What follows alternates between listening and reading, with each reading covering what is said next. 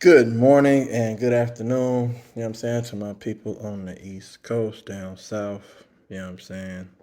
Midwest. I was just, scrolling on YouTube and popped up I think it was First Take, or there was a clip from Stephen A. Smith that I had seen. He was talking about the topic was, does Russell Westbrook deserve all of the blame? And some stuff that we've been highlighting like over the last you know what I'm saying couple months about the Russell Westbrook and Los Angeles Lakers. Actually, like from middle of the season up until now, middle of the season last season up until now. It seems like a lot of people is just putting all of the onus on Russell Westbrook. You know what I'm saying? And Stephen A had mentioned there were some things in the presser that he just can't say. And I'm looking at it and I'm like, well, I mean, he has a point that you just can't say things if you want to still be, um, labeled as a great player, talked about in a positive light in the media. There's certain things that you can't say. If you're trying to get contracts, it's just certain things that you cannot say. But the thing that I commend about Russell Westbrook is he is unapologetically him. He is real. He's raw. He's honest on, you know what I'm saying, how he feels about something. And he's not going to bite his tongue. Now, can that hurt him at times? You know what I'm saying? In some situations? Yes. But you know what? Go out. Go out on your shield, bro. You know what I'm saying? Stand on what you believe in. You know what I'm saying? And so be it, because he's had a great career, according to, some, and especially according to him, he's had a phenomenal career. Is it coupled or accompanied with a championship? No. So, but you know what? Russ told you winning a championship doesn't define who I am. There are plenty of players who are happy with their career who never won a championship. And there are plenty of players who say that they're happy with their career who never won a championship that might just be saying that just to say that, you know what I'm saying? So they can stop talking about it. But nobody's going to really be honest with that. Like, I'm pretty sure a lot of players wish that they had won a championship. You know what I'm saying? But Russell Westbrook stood pat on that. He said, I don't give a fuck about no championship. You know what I'm saying? And I mean, that's fine if he feels like that. I don't agree with that because what do you play the game for? You play it unless you have other motives and reasons why you play the game. I want to compete and I want to win at the highest level. If I was an NBA athlete, you know what I'm saying? Because even now, like in whatever I do, I want to win. I want to win the whole thing. You want to beat whatever video game you might play. You want to get to the end and beat it, right? You don't get no consolation prize for just making it to the end. You want to complete it and finish it. So a lot of players go in with that type of mindset, like, man, I want to win a championship. You know what I'm saying? And I'll do anything to do it. Like, and then other players go into like, well, let's see, how can I win a championship? Oh, I can go join this team and join that team. Instead of manufacturing, or not manufacturing, but instead of getting it out the mud, you know what I'm saying, and building something special wherever you were drafted to, or, you know what I'm saying, going to team up with the rest of the elite talent in the NBA, that's disrespectful, you know what I'm saying, to the game, in my opinion. And you can say super teams were formed back in the day, but it was from an organic standpoint. They formed those super teams naturally because players didn't have the free will to go just play and join other teams like that. Like, you know what I'm saying? Those contracts were they were longer and you got paid less money. Like, you know what I'm saying? So it's either you sat there and played most of your best years with one franchise, and then later on when you get older and you're not the same dominant player that you were when you were in your prime or a franchise player, then you go and, free agency comes and a team and an organization decides to move on, and then you sign, you know what I'm saying, with another team, and it's just like, oh, okay, I'm over here now. I'm still an okay player, which I can help a team, you know what I'm saying, win a championship, but it's going to really be on the back of the younger guys. So now I'm turned in from a great player into a role player, so to speak. You know what I'm saying? So I mean, and that happens too. I mean, but when you're in your prime and you feel like you're at the top of your game, the last thing you should do is say, "Oh, I want to go team up with that player right there. He's another great Hall of Fame player. Let's play together. Let's try to win this championship." No, that's not how that works. Kobe didn't do that. He could have with Tracy McGrady, Allen Iverson, and other players, but he said, "No, I want to play against them, and let's see how it plays out." You see what I'm saying? But in today's age, these players don't do that. And I don't want to get too far off track, but the Lakers and LeBron sided. He was in full agreement with the acquisition of Russell Westbrook. And then all of a sudden, one season, it was turmoil. You know what I'm saying? Coach Vogel was never going to be extended, even though he had won a championship in 2020. You know what I'm saying? And he was salty about that. Him and his side and his motherfucking team was salty about him not being extended. You know what I'm saying? So he was not coaching to win anything. You know what I'm saying? He already knew that he was on his way out. So really, last season for the Lakers was pretty much a throwaway season. They didn't build their roster. They didn't put a roster around LeBron and AD that can compete for a championship. And all Russell Westbrook did was highlight that. He kept it 100. Russell Westbrook said, "What were your expectations coming to the Lakers?" And guess what he did? He said exactly what the situation was, but nobody wanted to hear it. And now, a year later, we're here. He said, "I didn't have any expectation." Because guess what? Russ knew in his mind, these niggas ain't trying to win. Look at this roster. Look at the coaching situation. These niggas ain't trying to win. You know what I'm saying? Look at AD. He's not even fully committed to keeping his body right, so we can make a run. LeBron wasn't focused on winning last year. He was more focused on, you know what I'm saying, how can I look good? You know what I'm saying? While we lose. Like that white man can't jump shit. When he said, you'd rather look good and lose, you know what I'm saying, than look motherfucking, or than play good and win. You would rather look good or play bad and win. You know what I'm saying? However that quote went when he said that, a white man can't jump. Woody Harrelson and Wesley Snipes, y'all remember that? You know what I'm saying? You know what I'm saying? That's an iconic movie right there. You feel me? But Russell Westbrook just said what everybody was thinking. The Lakers knew that they wasn't invested in winning, bro. You had a young team, bro. You had a lot of players on a one-year deal, sort of similar to this year, but you added a lot more depth at each position. So now you have the backup to the backup. Like, you get what I'm saying? And just in case injuries do occur, you still should be able to stay afloat and make it to a play-in game, barring everybody stays healthy. But I believe Russ is being victimized. You know what I'm saying? He's the target. He's the villain in this situation because he had his lowest scoring output, you know what I'm saying, of his career. But he still shot a higher percentage than he did in previous years and still averaged 7.5 rebounds and 7.5 assists. Now, he didn't get you to 24, 25 points he's used to averaging throughout his career, but he fell off in that aspect. You know what I'm saying? But let's look at it like this. AD wasn't available. You know what I'm saying? Malik Monk did his thing, but he moved on. Malik Monk moved on and accepted a lesser contract from Sacramento Kings than the Lakers. So it's a reason why Malik Monk chose to leave. Now, if Malik Monk was fully invested with the Lakers and their organization and what they were trying to build, he would have stayed in LA. You know what I'm saying? But check this out. He knew something too. He said, "Nigga, I'm out. Fuck this shit. It's turmoil over here. This is so much dysfunction over here." And Russell Westbrook is getting the brunt of all of the criticism in LA for their season last year. Last season is over with, ladies and gentlemen. Let's focus on this upcoming season. Can Russ get better? Can he play better than he did last year? Yeah, we know Russ can play better. Does that equate to winning more games? We don't know. Because check this out. The same way that LeBron played well, you know what I'm saying, and Russ played bad, they lost.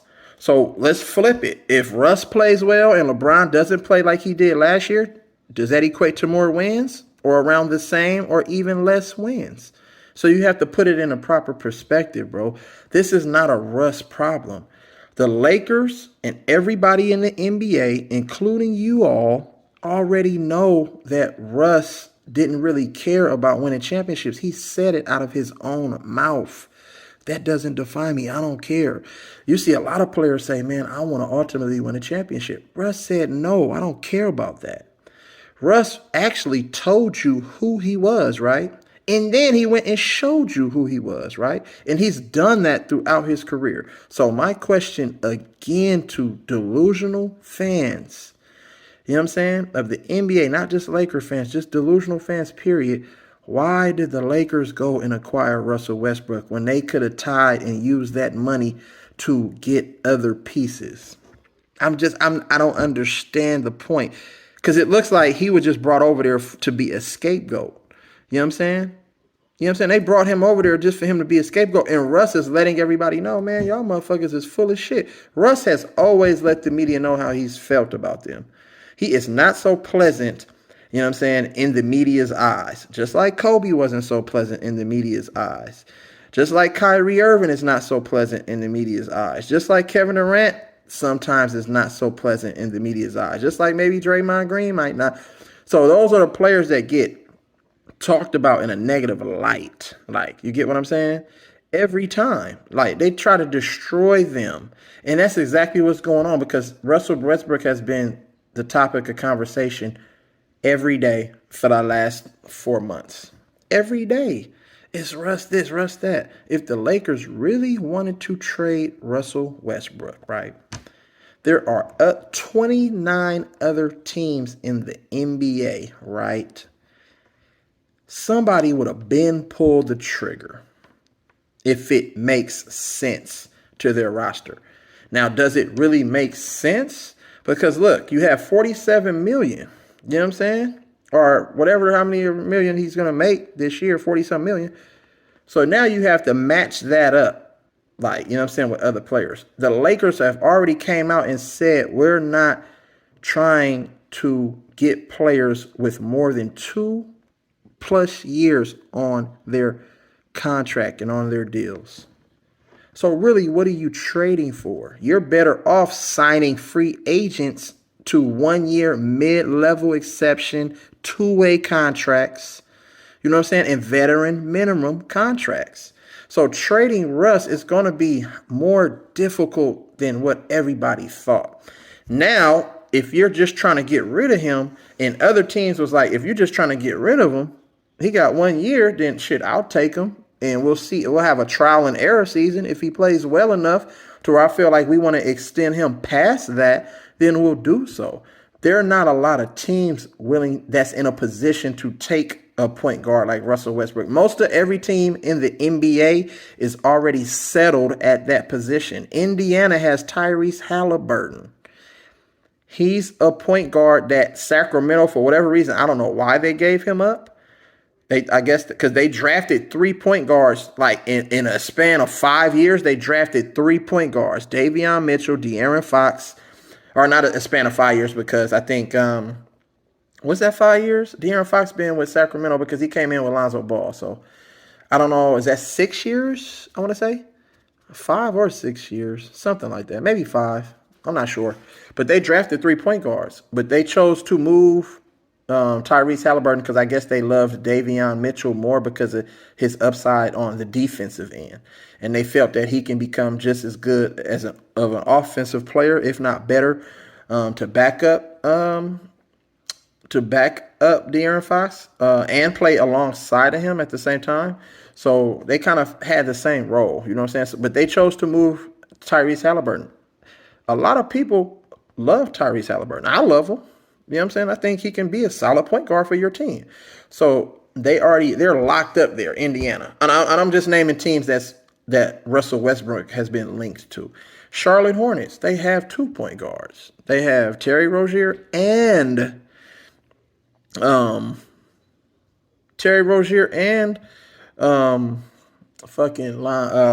Ball, excuse me.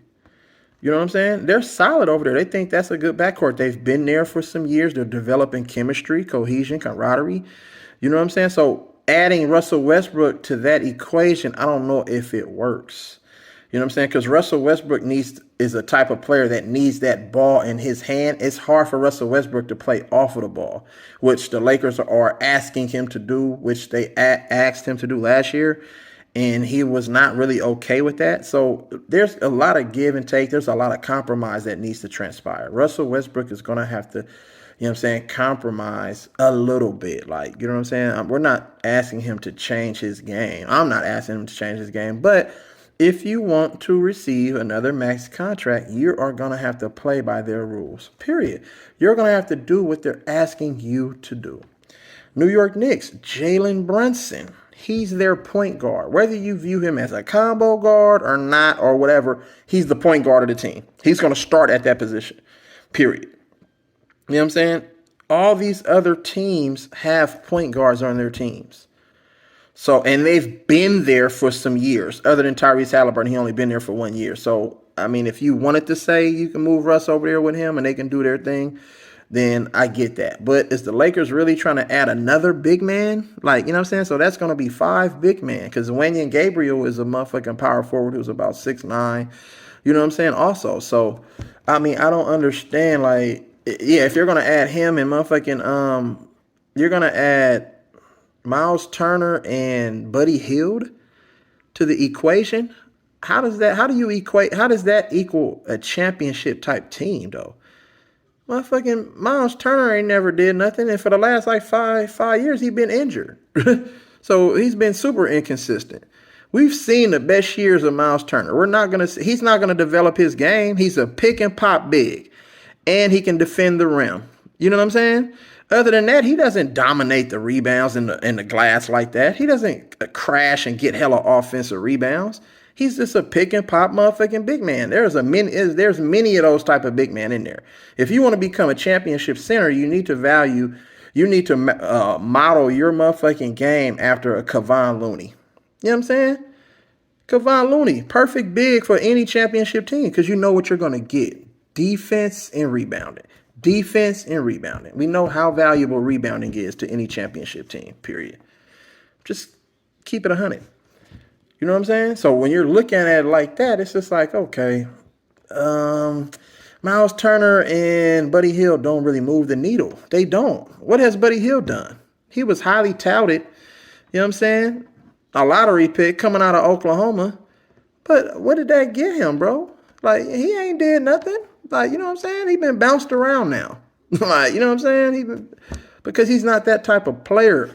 He's not a championship type player, bro. You know what I'm saying? He's just somebody that's going to spot up and shoot threes. Is he going to play defense?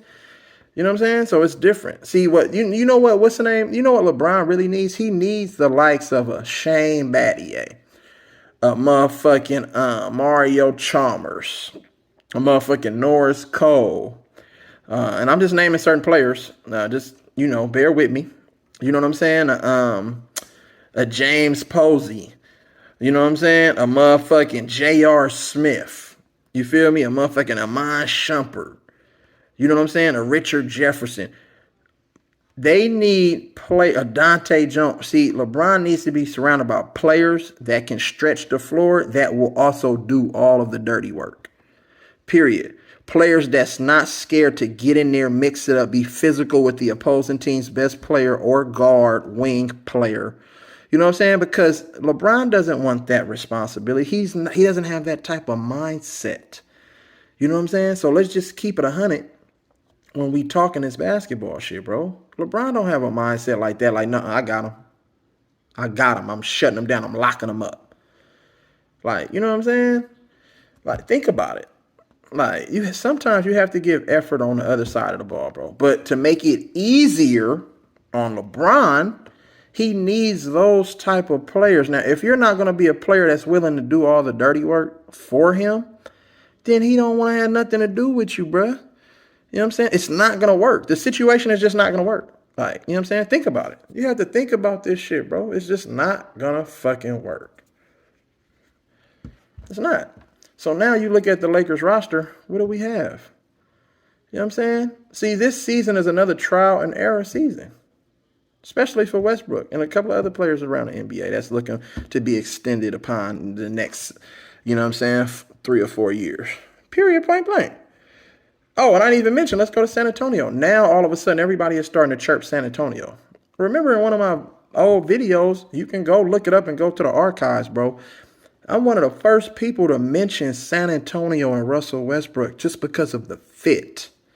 It makes sense. San Antonio has no direction when it comes to a point guard over there.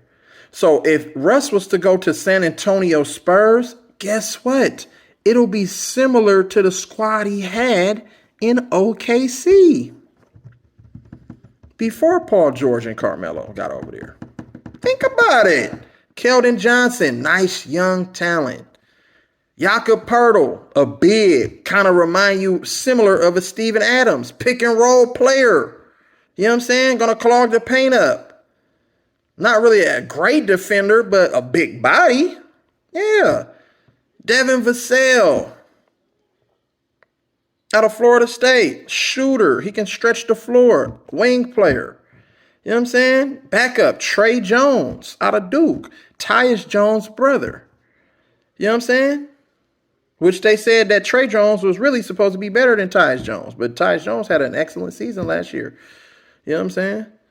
For Memphis. He finally, you know what I'm saying, looked like what they thought he was supposed to be when he came out of college. You know what I'm saying? Out of, again, Duke. You feel what I'm saying? And then who else? Josh Primo, another young talent. You know what I'm saying? Young talent. Josh Primo out of Alabama. Nice. Solid. Got a high upside. You feel me? And then they drafted well. They got a couple players in the draft too. I've seen a couple players in the summer league that looked at, you know what I'm saying, like, okay, man, they can turn it into something.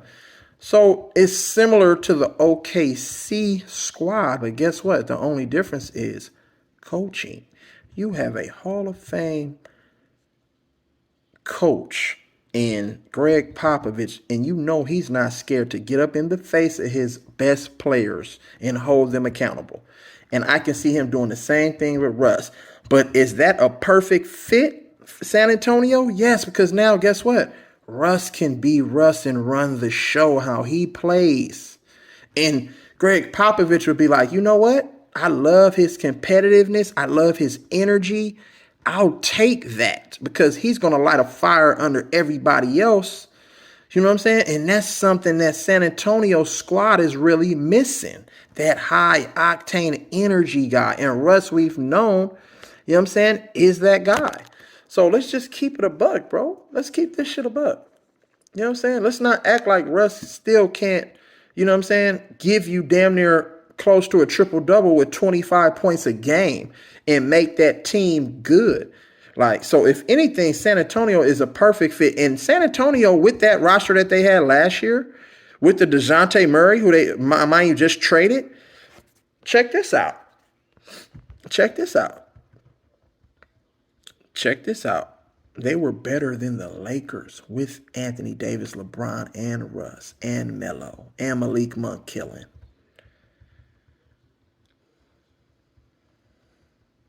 With a championship coach on the sideline. San Antonio, with the roster that they had last year, was better than the Lakers. So if you put Russ on that team, now I'm not quite sure what you're going to get back. You know what I'm saying? But if it works out to the point to where San Antonio can keep like some of their good core young guys, you know what I'm saying? Then guess what? Man, we looking at San Antonio as probably being better than the Lakers this upcoming season. Real talk. See, because the Lakers have regressed. San Antonio has gotten better each of the last 4 years. They're going slowly but surely, they're going upward. The Lakers slowly but surely is coming back downward. You see what I'm saying? So the trajectory, you see the trajectory? The trajectory is like this. You know what I'm saying? So if the Lakers really want to get any kind of value back, or they really want to build something substantial for the future, their best interest, in my opinion, and this is my opinion, I'm trading AD to the Bulls, you know what I'm saying, for Nicholas Vucevic, motherfucking Kobe White, you know what I'm saying? And probably motherfucking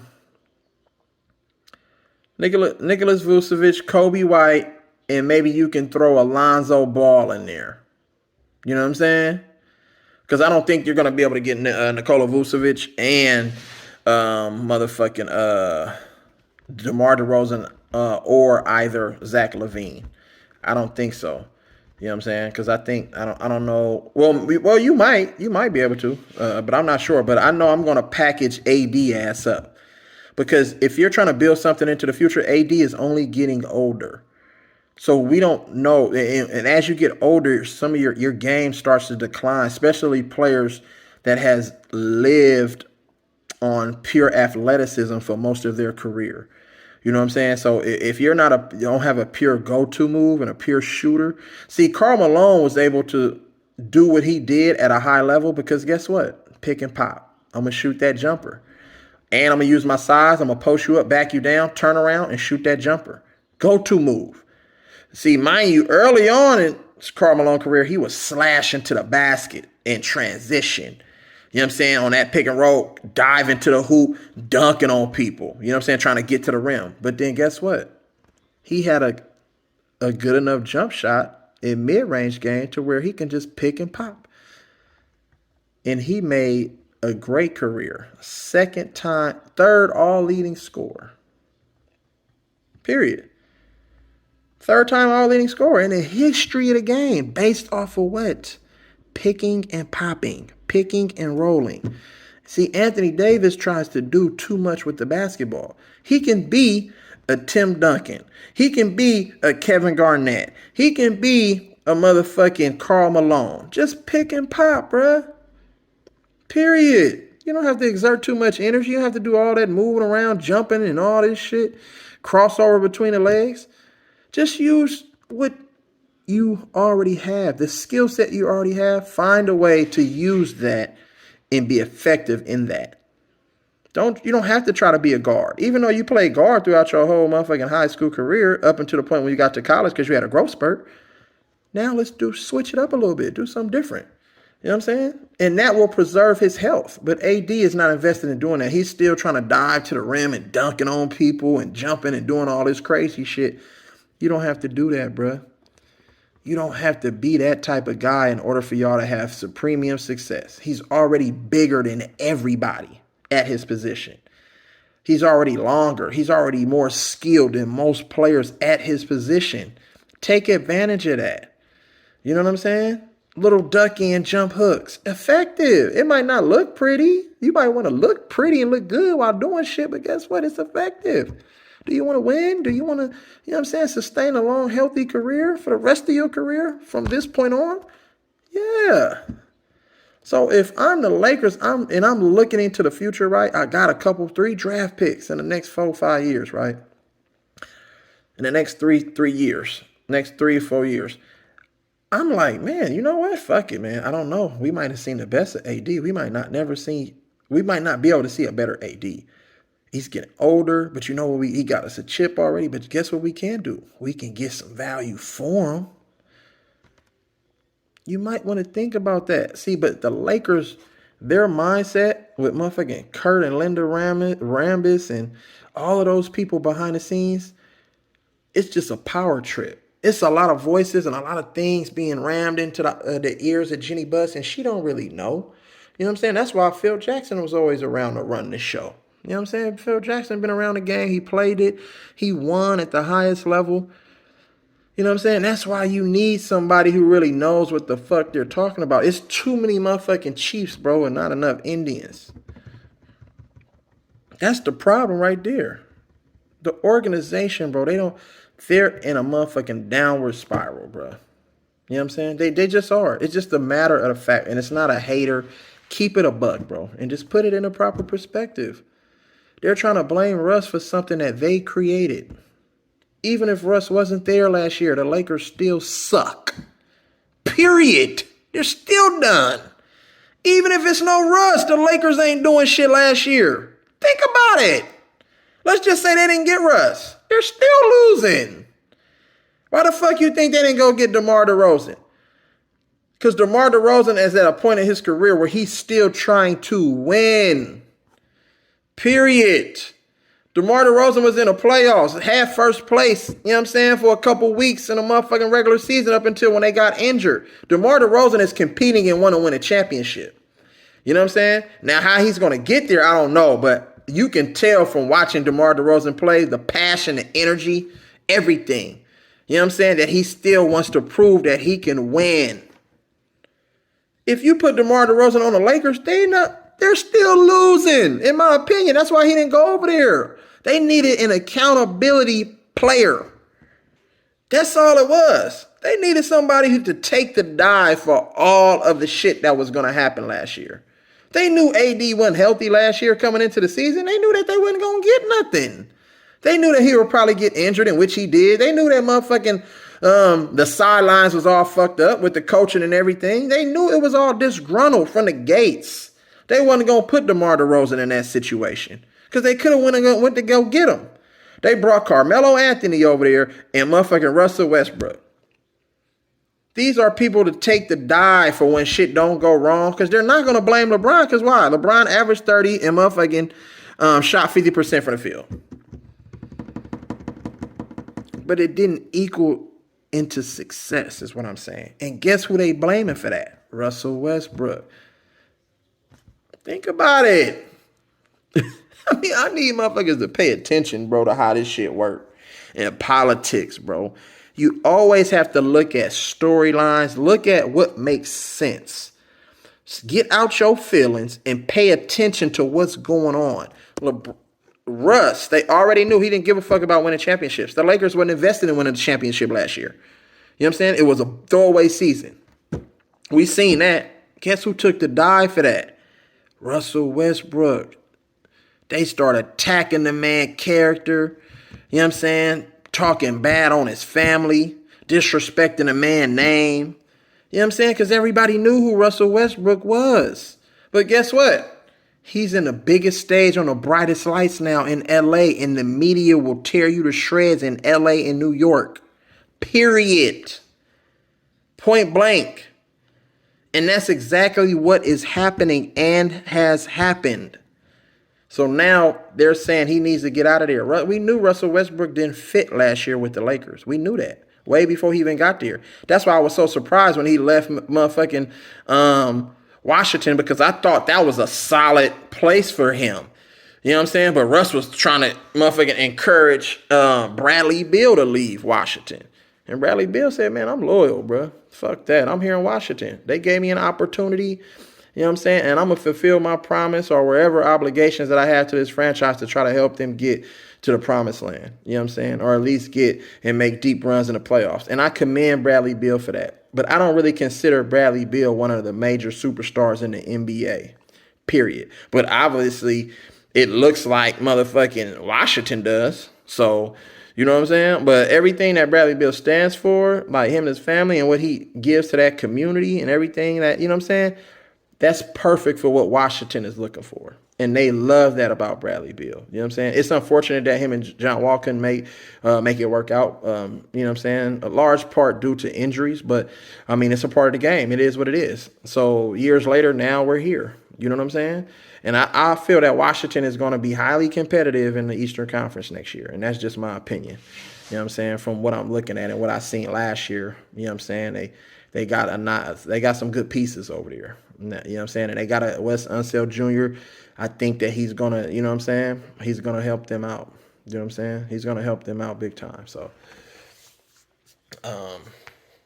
isn't it Wes Unseld Jr., I think, is over there in Washington? Hold on. Am I mistaken?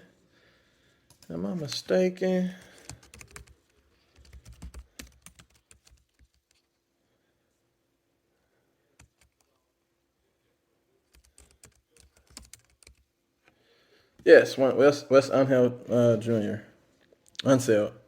Wes Unseld Jr. So that's just what it is, bro. But blaming Russ for all of this, bro.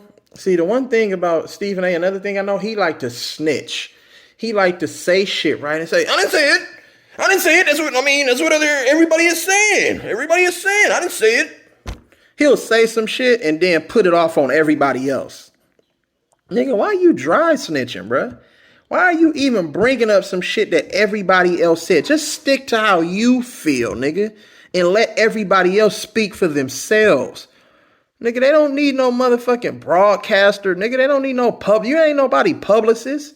Stephen A. come out, nigga. I didn't say it. I mean, I understand. That's what everybody said. Everybody said. I'm like, what the fuck are you, nigga? Shut your bitch ass up. See, Stephen A. just be out there talking, bruh. That boy don't stand on nothing that he say. As soon as you say, oh man, some, he be like, hold it down. Hold it. No. When T.O. came out there and said, man, Max Kellerman more blacker than you. He didn't like that. Because he know he a coon. You know what I'm saying? When you be cooning, nigga, you gonna do. He even came out and said it out his mouth. Nigga, I'll do anything for money. He pretty much said that. You know what I'm saying? He didn't say it like that, but he pretty much said that, nigga, I'm gonna do it. I'm trying to wake up thinking how I can make my boss money. Like, nigga, who wakes up and says, I'm trying to figure out how to make my boss more money? That's the first thing you think about when you wake up. You don't give glory to God, the creator, for waking your ass up, putting you in a position to where you can make money and be successful. He don't honor none of that. That's how you know the motherfuckers sold their soul already, because they're not connected to nothing real. That man said that's the first thing that he think about when he wake up. He don't think about brushing his teeth. He don't think about combing his motherfucking pushback ass motherfucking hairline. He don't think about none of that shit. He don't think about taking a shower. He don't think about eating breakfast. He don't think about waking up motherfucking checking on his children, his family members. None of that shit, bro. What you connected to? That's the first thing you think about, nigga, is taking care of the motherfucking white zaddy? There's a problem there, bro. There is a problem there. Don't you know no good? But that's how I feel about the whole Russ situation, bro. Let that man live.